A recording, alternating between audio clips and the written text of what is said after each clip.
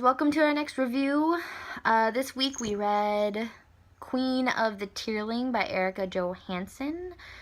I'll show you the book real quick. It's a beautiful cover. Don't judge a book by its cover. So I have a guest speaker, a guest enjoying the videos with us.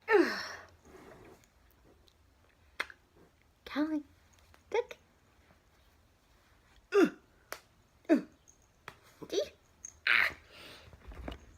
She doesn't like to be picked up. This will be a very quick review. I'll try to keep the video pretty short here.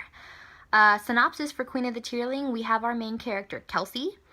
She has just turned 19 years old, and therefore her Queen's Guard has come to her little cottage in the woods to claim her to go to her throne. She's been raised by two foster parents, and then because she's 19, it's time for her to take her throne. But on the way, there's people that are trying to kill her. There's the Red Queen from across somewhere, the border, doing something. Wants to kill Kelsey with hawks. Ooh. There's her uncle, who is the regent, currently sitting on the throne. He wants to kill Kelsey. I don't know why. We have a very vain protagonist. All she cares about is looks. She's so flat and boring. Oh, that's not part of the synopsis. Oops. Anyway, so Kelsey goes and she gets to her throne, and she realizes that her kingdom and her mother aren't exactly what they were all cracked up to be. Her mother's dead, by the way. I don't know why. So she begins ruling, and she makes a whole bunch of new laws, and people still try to kill her. And then the book ends. I think that's all I'm gonna do for the synopsis.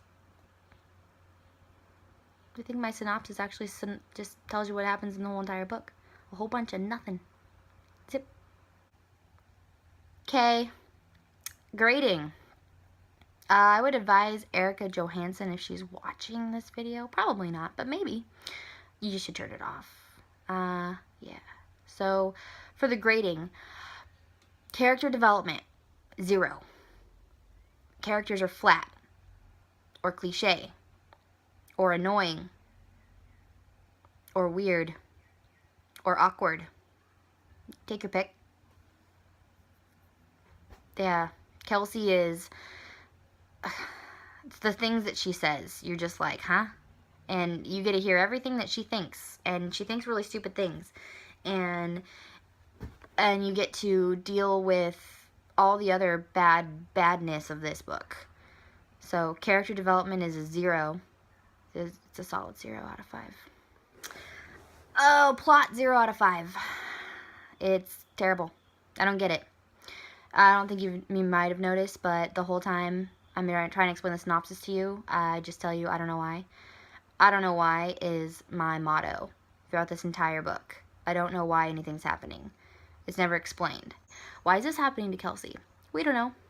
Why is her uncle trying to kill her? We don't know. Why does she have to be 19 to get her throne? We don't know. What happened to her mom? We don't know. How did this world become about? We don't know. We just don't know. I finished the whole book, and I still don't know. The most important thing in a fantasy novel is the world building. Queen of the Tearling. Huh? What? What? Why are we in medieval times, but it's not medieval times, it's the future? What happened to all the scientists? How did they die in this crossing thing, and why have no scientists been born since then? And what happened to technology? How did we get rid of TVs and electricity and cell phones and computers and everything that we have? Where to go? What happened? I don't know. So I could probably ramble on for quite a while about how much I didn't like this book. I don't understand it. It doesn't make any sense. I still don't understand it, and I read the whole book. It doesn't make any sense. What happened? I don't get it. Writing style, 0 out of 5. So awkward. So bad. It's just boring. The whole first book Tegan only got through the first book, by the way. The whole first book, so boring. I know why Tegan didn't get through it. I had to push myself to read the second book when I knew it was going to be just as bad. Because I was thinking, maybe it'll get better. I'll let you know something. I'll give you a hint. It didn't get better. It was just as bad from start to finish. There was no good parts. Nothing. So the writing style is a 0 out of 5 too. I just don't understand how an editor could look at a book like this, or read a book like this, or read a manuscript of a book like this, and say, hey, this sounds good. Let's publish it. I see them going, could you fix the writing and then we could talk about it? But no, an editor was like, heck yeah, and they, published the book. Readability.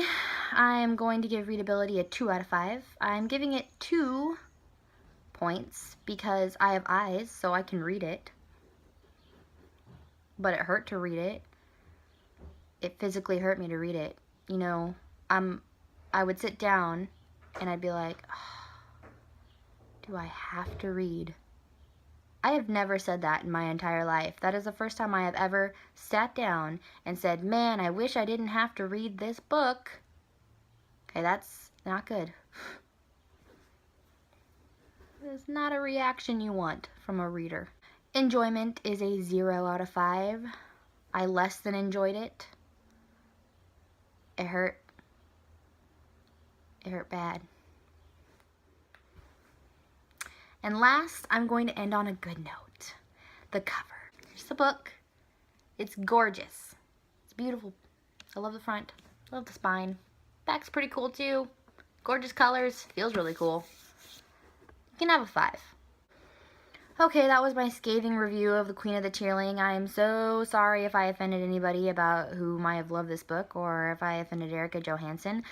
But Erica Johansson, your editors should have done you a favor and nixed this idea, or helped you fix it or something.